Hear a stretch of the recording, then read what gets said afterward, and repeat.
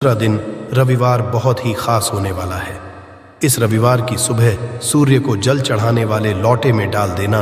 इस वीडियो में बताई गई ये चीज हो जाओगे मालामाल। हम आज धन हासिली के भी कुछ उपाय बताएंगे।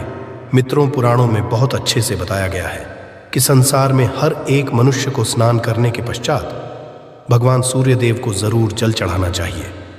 तांबे के लौटे से जल चढ़ाना बहुत ही अच्छा समझा जाता है। जल के साथ अक्षत एवं फूल मिश्रित कर भगवान सूर्य देव को जल चढ़ाने से भगवान सूर्य देव बहुत ही जल्दी प्रसन्न होते हैं। जल को चढ़ाते समय देव के मंत्र का जाप भी करना चाहिए। दोस्तों, हम सूर्य देव को जल देते समय कुछ खास बातों का ध्यान रखें तो हमारे जीवन की बहुत सारी परेशानियों से हमें स्वतः ही छुटकारा मिल जाता है। सूर्य देव जल अर्पित करना बहुत आवश्यक है। मतलब जब हम प्रातःकाल उठते हैं, सबसे पहले देव का दर्शन करना चाहिए। आप बिना स्नान किए भी मात्र सूर्य देव का दर्शन करें। जहां से भी आपके घर के पास से सूर्य दिखाई दे रहे तो आप बालकनी से या छत से जाकर सूर्य देव को देखें, उन्हें प्रणाम करें। उगते हुए सूर्य के दर्शन करने से, उनको प्रणाम करने से, नमस्कार करने से आपके जीवन की बहुत सारी परेशानियों से आपको मुक्ति मिल जाती है।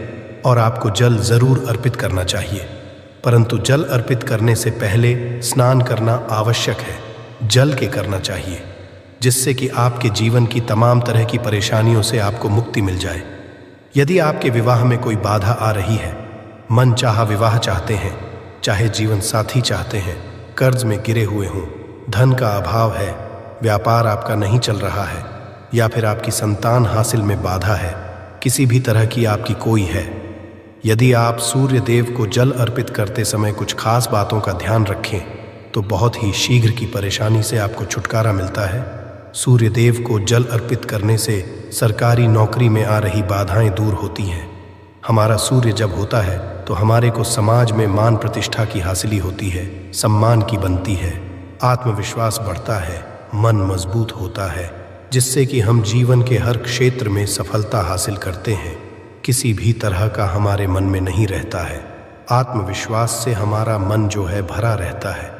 सूर्य देव को जल अर्पित करना बहुत ही आवश्यक है। मतलब हर रोज आप स्नान के पश्चात जल तो जरूर अर्पित कीजिए।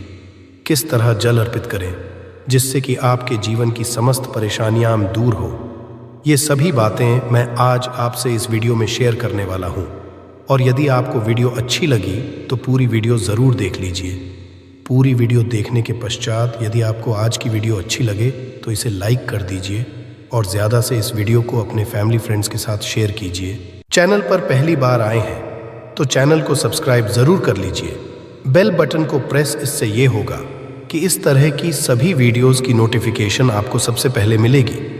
अब बात करते हैं कि सूर्य देव को जल अर्पित करते समय हमें किन बातों का खास रूप से ध्यान रखना चाहिए, क्योंकि भविष्य पुराण के अनुसार सूर्य को अर्घ्य देते समय कुछ खास का ध्यान रखना चाहिए। तो कौन सी है वो बातें जिससे कि ध्यान हम रखेंगे तो सूर्य की हमें बहुत ही शीघ्र मिल जाती है।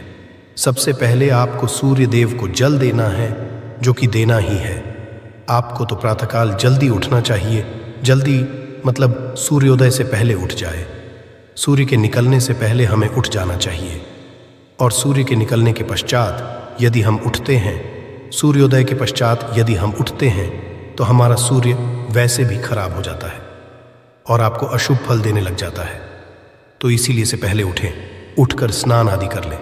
उसके पश्चात आपको सूर्य देव को जल देना है। साफ स्वच्छ वस्त्र धारण करके सूर्य देव जहाँ से भी आपको दिखाई दे, अपने घर में छत से, बैल्कनी से आपको जल देना चाहिए। अच्छा, यदि सूर्य देव ना दिखाई दे, आप किसी ऐसी जगह रहते हैं जहाँ से सूर्य नहीं दिखाई देते हैं, तो ऐसे में आप अपने घर में जिस भी कमरे में हैं, यदि आप कमरे में भी हैं, वहाँ पर भी सूर्य को स्मरण करते हुए किसी भी पात्र में जल दे सकते हैं। ये नहीं है कि सूर्य देव दिखाई नहीं दे रहे हैं तो आप जल नहीं हैं। अब बिल्कुल अपने कमरे में बैठकर ही सूर्य देव की आराधना करें, उनको स्मरण करें, उनके मंत्र का जाप करें, आदित्य हृदय स्तोत्र का पाठ करें। और सूर्य देव को जल भी आप अपने कमरे में ही किसी भी पात्र में दे सकते हैं। और उसके पश्चात उस पात्र का जल उठाकर आप किसी गमले में डाल दीजिए तुलसी के गमले में डालना है, इस बात का आपको ध्यान रखना है।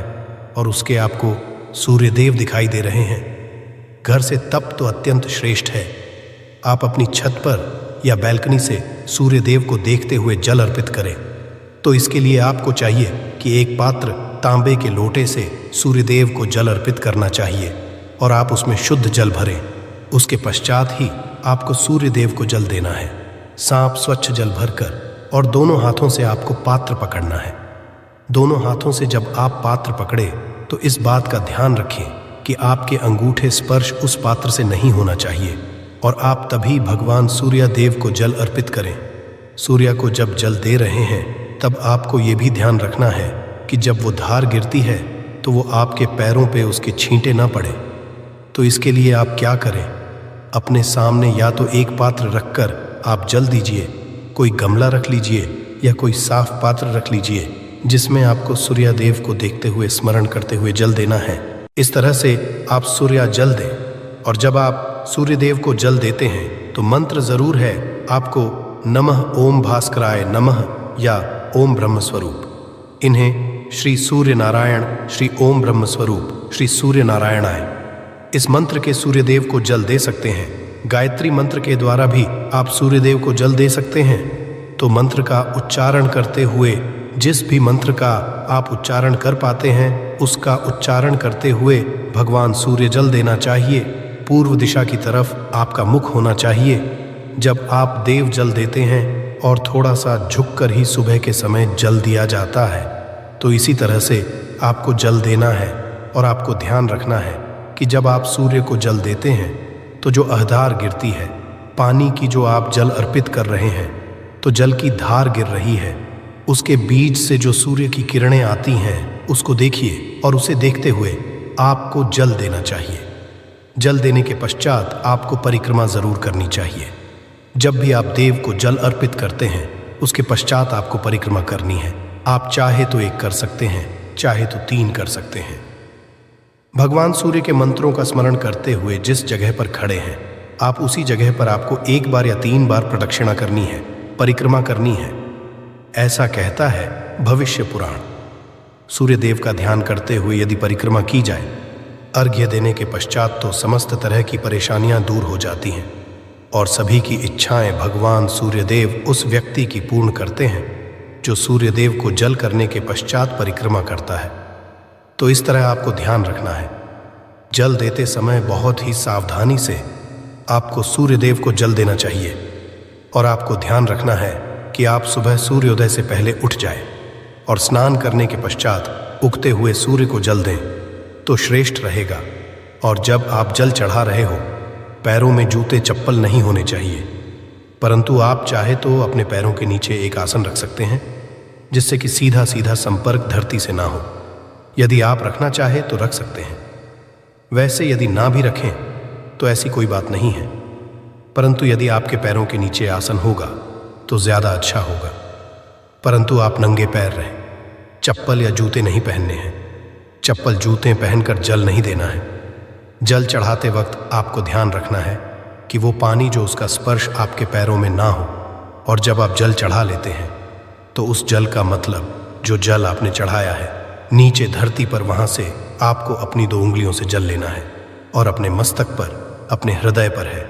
इस तरह से आपको सूर्यदेव को जल अर्पित करना है। अब बात करते हैं कि यदि आप धन हासिल की कामना रखते हैं तो किस तरह से सूर्यदेव को जल अर्पित करना चाहिए।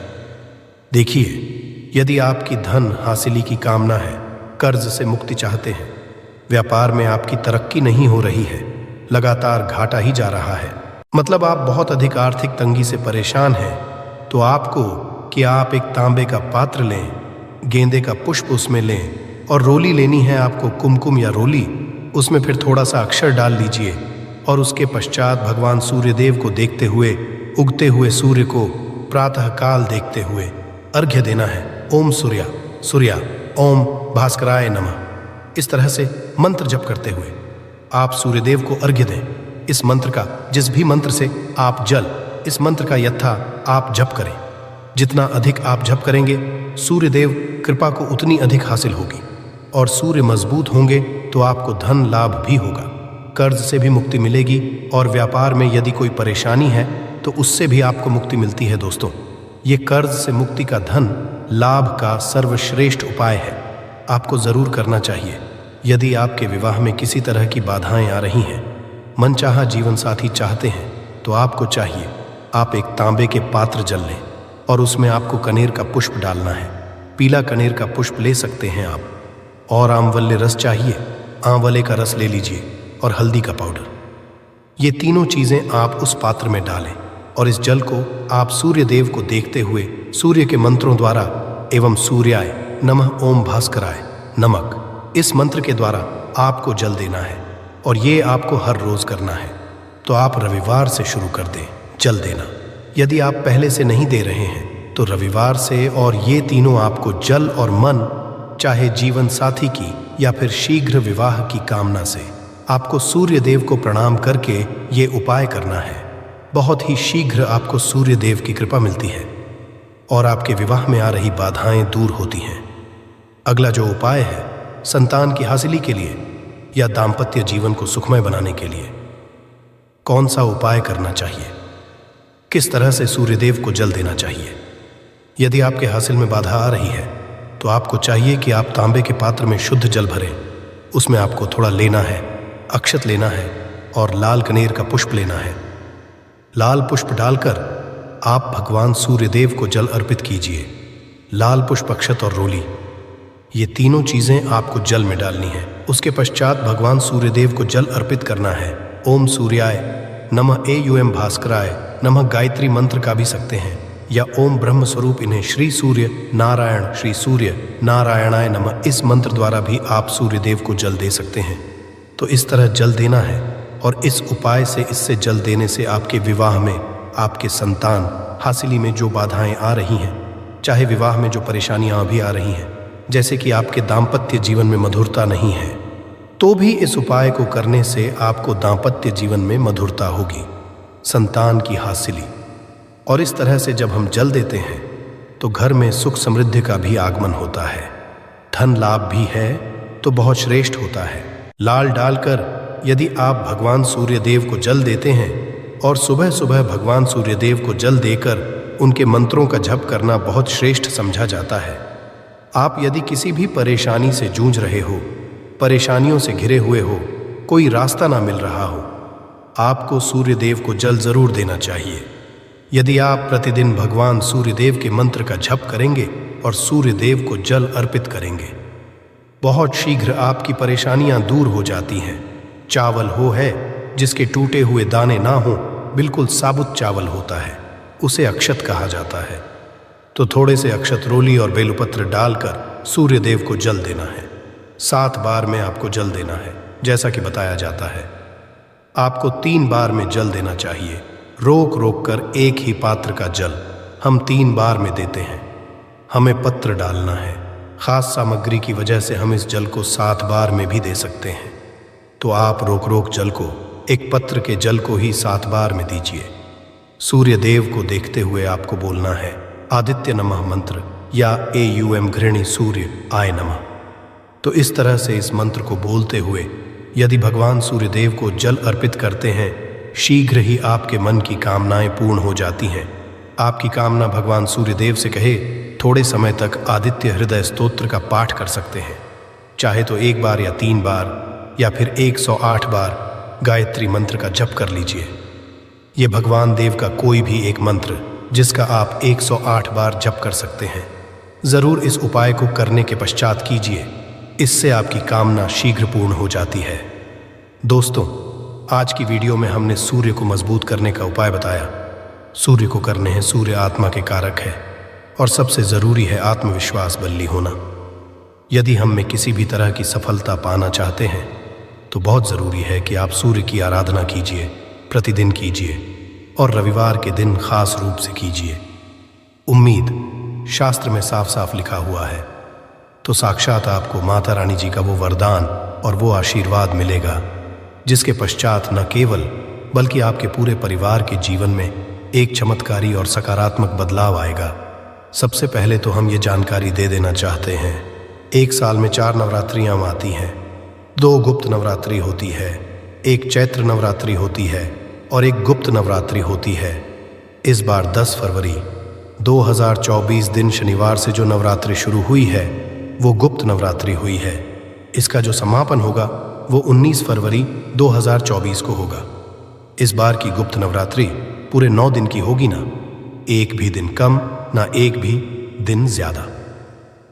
दोस्तों, गुप्त नवरात्रि को हमारे हिंदू धर्म में बहुत ही खास और ख़ास महत्व दिया गया है।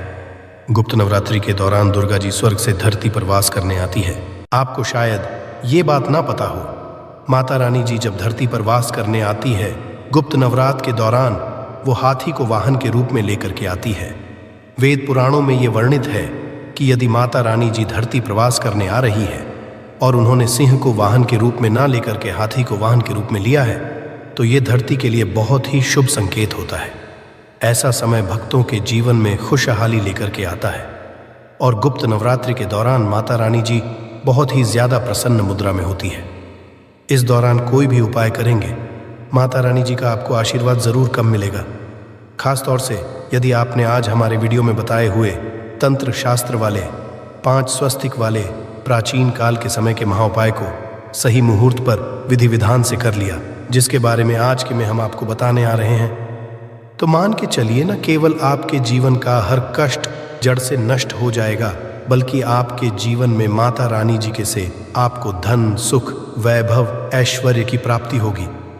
दोस्तों, आपने देखा भी होगा जब भी गुप्त नवरात्रि आने वाली होती होगी आपके घर पर 2-4 दिन पहले साफ सफाई शुरू हो जाती होगी। आपने कई लोगों को देखा होगा कि वो गुप्त नवरात्रि के पूरे 9 दिन का व्रत रखते हैं, माता रानी जी के लिए चौकी लगाते हैं, माता रानी जी के लिए की स्थापना करते हैं। और वेद पुराणों में बताया गया है कि यदि कोई भी मनुष्य माता रानी जी के लिए 9 के 9 दिन का व्रत रखता है उस मनुष्य के लिए स्वर्ग के दरवाजे खुल जाते हैं। दोस्तों, हर मनुष्य ये चाहता है कि वो पूरे 9 के 9 दिन का व्रत माता रानी जी के लिए करें, विधि विधान से माता रानी जी की पूजा पाठ करें। परंतु दोस्तों, आज का समय एक ऐसा समय है जब लोग अपने घर के लालन पोषण में इतना परेशान हैं, अपनी नौकरी के चलते इतना ज़्यादा तनाव में रहते हैं कि 9 के 9 दिन का व्रत तो बहुत दूर की बात है, 9वें दिन भी रख पाना बहुत से लोगों के लिए नामुमकिन जैसा है। परंतु हमारे पुराणों में इसके लिए कुछ विकल्प बताए गए हैं और इन विकल्पों का यदि आप सही तरह से इस्तेमाल नवरात्रि के दौरान करते हैं तो साक्षात आपको माता रानी जी का वरदान और आशीर्वाद मिल सकता है।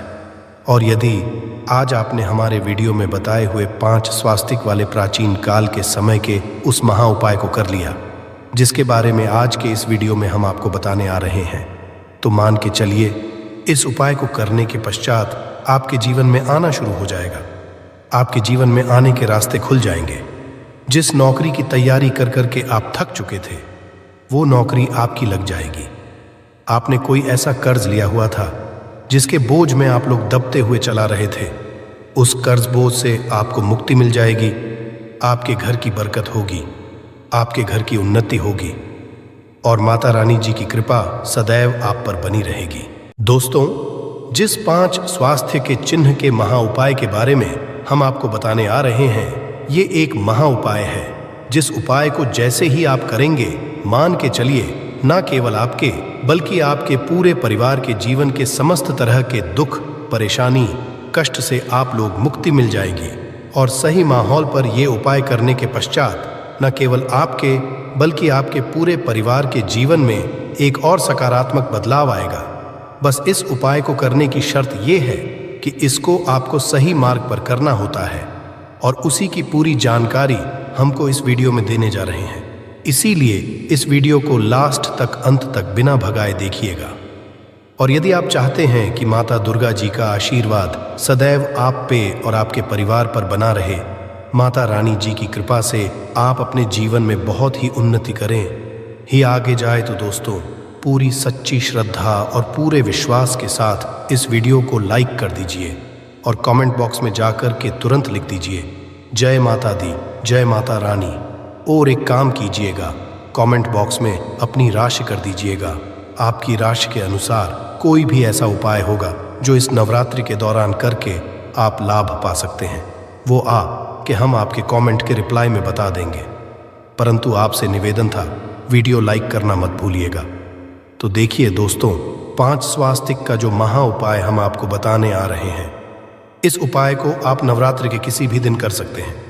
बस इस उपाय करना कैसे, इस बात का ध्यान रखिएगा।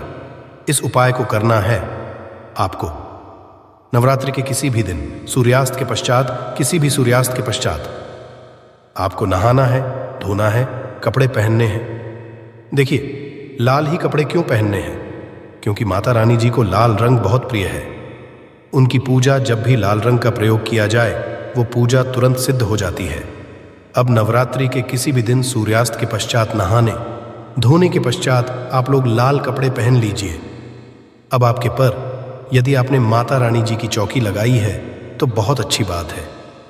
यदि माता रानी जी की चौकी नहीं लगाई है तो आपके घर पर जो भी पूजा घर है, जहां पर माता रानी जी की कला चित्र रखी हुई है, मूर्ति रखी हुई है, वहां पर आपको बैठना है। यहां पर बैठने के पश्चात या तो एक लेना है चांदी की कटोरी। अब आपके पास चांदी की कटोरी नहीं है तो आप लोग तांबे की कटोरी ले लीजिए। बस ध्यान रखिएगा, स्टील की कटोरी मत लीजिएगा। ये स्टील की कटोरी में नहीं है, तांबे की कटोरी ले लीजिए या चांदी की कटोरी ले लीजिए। इन दोनों कटोरी में से एक कटोरी आप ले लीजिए। कटोरी को आधा भर दीजिए। पूरा आप लोग हल्दी से भर दिया आपने। आपको लेना है घी। घी कौन सा होना चाहिए? चाय के दूध से बना होना चाहिए। घी आपने ले लिया गाय के दूध से बना वाला और इसको डाल दीजिए हल्दी में और हल्दी का लीजिए लेप। अब आपको करना है कि माता रानी जी की जो भी कला चित्र है उसके सामने घी का दीपक जलाइए। घी का दीपक जलाने के पश्चात इसी कटोरी को अपने हाथ में पकड़िए और हाथ में पकड़ने के पश्चात माता रानी जी का जो बीज मंत्र है, जो है दुर्गा चालीसा, इसका 11-12 जाप करना है। यदि आपको दुर्गा चालीसा नहीं आता तो किसी भी पूजा घर में चले जाइए। दुर्गा चालीसा की पुस्तक आपको बड़े आराम से 20-25 रुपए की मिल जाएगी। उसको ला करके 12 बार आप दुर्गा चालीसा का पाठ कर लीजिए। ये कर लिया। अब इस कटोरी को ले जाइए घर के मुख्य द्वार पर। घर के मुख्य द्वार पर सबसे पहले घर के मुख्य द्वार के अगल बगल आपको इसी लेप से स्वास्तिक का निशान बना देना है। सबसे पहले आपने ये स्वास्तिक का निशान बना दिया। अब इससे होगा क्या? देखिए, यदि आपने ये कर दिया, नवरात्रि के दौरान तो आप माता रानी जी को आमंत्रित करना है कि वो आपके घर प्रवास करने आए, और इससे माता रानी जी जरूर ही आप प्रवास करने आएंगे और माता रानी जी की कृपा आपके घर मिलेगी। शास्त्रों में वर्णित है कि यदि नवरात्रि के दौरान घर के मुख्य द्वार पर तंत्र शास्त्र के अनुसार आपने स्वास्थ्य का निशान बनाया है तो इससे माता लक्ष्मी जी भी आपके घर पर वास करने आती है। आपके घर की बरकत होती है, आपके घर की उन्नति होती है। पहला चिन्ह तो आपने यहाँ पर बना दिया है। अब इसी को आपको ले जाना है अपने घर की ये किचन में। देखिए, किचन में माता अन्नपूर्णा जी का वास होता है। अब ये लेप आप ले गए हैं हल्दी का, इससे लेप किचन के पूर्व दिशा में बना दीजिए। पूर्व दिशा में कहीं भी बना दीजिए। इतना आप कर देंगे तो आपको माता अन्नपूर्णा जी का आशीर्वाद मिलेगा, जिससे आपके घर के जो लोग हैं वो कभी भी बीमार नहीं पड़ेंगे। माता अन्नपूर्णा जी की कृपा सदैव आपके घर पर बनी रहेगी। अब आपको क्या करना है, आप इसी कटोरी को ले जाइए अपने घर की अलमारी पर, तिजोरी पर, जहाँ भी आप पैसा, रुपया, सोना, चांदी रखते हैं, इसी को पकड़ के, कटोरी को पकड़ करके इसमें से लेप आपको निकालना है और लेप निकाल करके अलमारी या तिजोरी पर स्वास्थ्य का निशान बना देना है।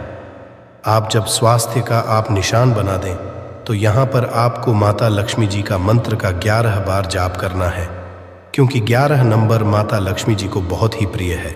बीज मंत्र आप स्क्रीन पर देख भी पा रहे हैं, AUM महा लक्ष्मी नमः। हम फिर से रिपीट रहे हैं दोस्तों, ओम महा लक्ष्मी नमः। इस बीज मंत्र का जाप सिर्फ और सिर्फ 11 बार आपको करना है। अब इतना आपने कर दिया।